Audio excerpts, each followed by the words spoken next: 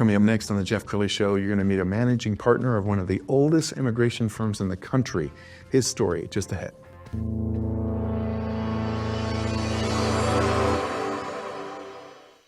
Many are predicting that the worst is yet to come, which is unfortunate, said one person here. Until now, they've enjoyed the reputation of being the nation's icebox. Watched a burglar in his home this morning by webcam. As a journalist of over 25 years, stories are what make my world turn. Reporting live from the Dallas newsroom tonight, Jeff Crilley, Fox 4 News. But in 2008, I took the jump from my familiar life and started a PR firm from my home. We're talking about anyone with a camcorder like the one I'm using becomes a television network. We started slowly growing the company, and we now have over 100 clients, and we've branched into the world of live digital broadcasting. I now own 8 different TV studios and have a huge team, and the stories that I now get to share are sometimes the most important of my life. Life has a funny way of coming around full circle. This is the Jeff Crilley Show. Well, I've had a chance to interview a lot of immigration attorneys recently on my show, but this next guest is the managing partner of Tidwell, Swaim, and Farquhar. They've been around, get this, since 1978. That's amazing. David, thanks for coming on the show. Great. It's great to be here. All right, tell me the early days. So 1978, how did it start? A Border Patrol agent by the name of Sam Tidwell decided, and we don't know why, but he decided to go to UT Law School, graduated, and moved to Dallas, and started the firm in 1978, and we've been going strong ever since. And you joined the firm in 1991. That still is an eternity ago. Well, I became managing partner in 1991. I started at the firm as a law clerk in 85. And then became an attorney in 86. Wow. And then I've worked there ever since, so they haven't been able to run me off. And I've been managing partner since 91. Congratulations. And you were telling me before the show that there was a major change in immigration law in 1996. So what happened? Well, before 1996, employment immigration applied to just about everyone. In other words, if your occupation was skilled or unskilled, if you were a professional, whatever level of employment you had a way for your employer to sponsor you. And unfortunately, in 1996, President Clinton and Congress created what are called euphemistically the BARS, B-A-R-S. Not places to get a drink. It's a prohibition to legalizing your status in the United States if you violated status before. So let's say that you are a carpenter and you have an employer in the United States, but you entered illegally 5 years ago. Well, you would not be able to finish your case and get a green card because you would be barred for 10 years. And they won't give you the green card. You could complete every other step except the final step. So everyone who violates their status for at least 6 months is basically prohibited from becoming a permanent resident. Most professionals, or jobs like professionals, rarely go out of status, and certainly not for 6 months. So their avenues of employment immigration continued, and everyone below or different than a professional ended virtually overnight in 1996. Wow. We're going to pull up your website, and as we scroll down the website, I know you specialize in some fields like IT, healthcare, and engineering. Tell us why that's a specialty for you guys.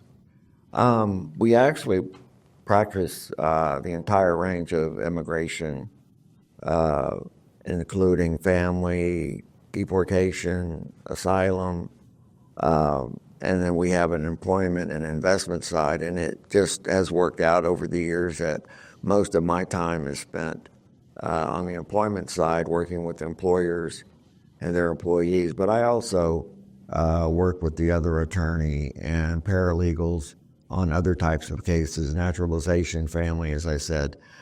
So we have a full service law firm. It's just that my focus is actually on employment. What does a great client look like for you, David?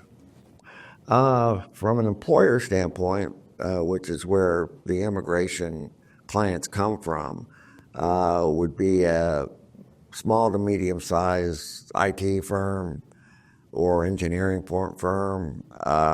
We represent a lot of universities to help with their professors and their researchers. So perfect one would probably be an IT company with 100 employees and maybe 10% of their workforce needs immigration help. Wow. And you were telling me there's something of a backlog when it comes to India and China, not so much with a country like Canada. Can you explain that? Well, all of our employment green cards, permanent residents, are based on a quota. And each country is capped on their quota based on the number of people that are in that particular country and the number of people who get green cards who are natives of that country. So obviously, India and China have over 1 billion people each, and they're going to get hit their quota much faster than, say, someone from Jamaica, who has a much smaller population. Right now, it's so bad that Indian natives are taking 15 years or more to get their green card, whereas every other country except China is taking 3 to 4 at the most. So there's quite a bit of gap between India, China, and the rest of the world. Yes. And we were talking before the show, and we were talking about the idea that I think people kind of paint the whole immigration situation with a broad brush. And you were making a point about that immigrants pay their fair share. Right. One of the interesting things about the immigration process and the public debate is that illegal immigrants take our services that we as citizens pay for. And it's actually much more complicated than that. And I spent some time several years ago looking into this because I was asked the question every once in a while.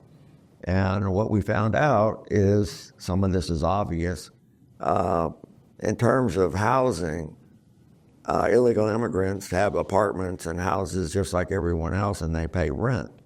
Well, our school system, our public school system, is funded by property taxes. So they're paying just as much in property tax, and therefore for the schools, as a U.S. citizen or a permanent resident. So the fact that they're illegally here has nothing to do with that. Same thing we found out with Parkland Hospital. It's a public hospital. I believe it still has the most births every year, regardless of immigration status. But the taxes that pay for Parkland are business taxes, which illegal immigrants pay just as well as anyone else because they shop in Dallas County or they have property in Dallas County.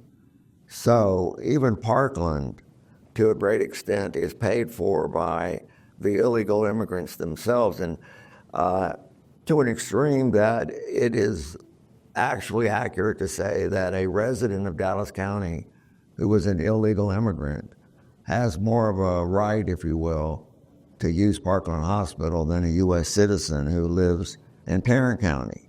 Assuming they don't shop much in Dallas County. So once you get into these issues with a little more depth, there's certain things that do cost Americans because of illegal immigration. But the vast majority, from a tax standpoint and from public health to education, illegal immigrants usually pay as much or more even than U.S. citizens. David, I know there's a lot of fear out there right now. Have you guys seen an increase in phone calls in the last few weeks? We've seen an increase since November for obvious reasons. And again, since my practice is basically employment and investment, I don't see a lot of it, but our firm does.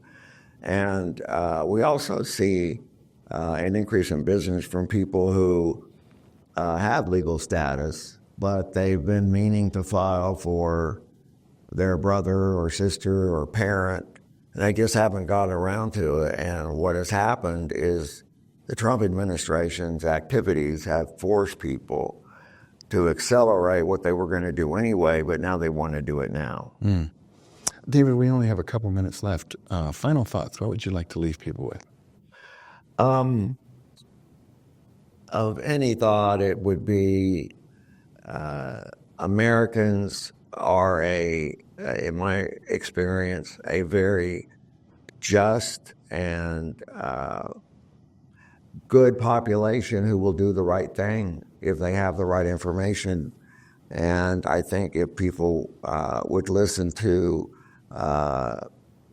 the immigrant community rather than the non-immigrant groups, I think it would go a lot longer way to fixing the problem. Yeah. Well, David, thank you for coming on the show and sharing your journey with us. We're going to end with his website, which is immigration-pros.com. The great David Swaim. Thanks for coming on the show.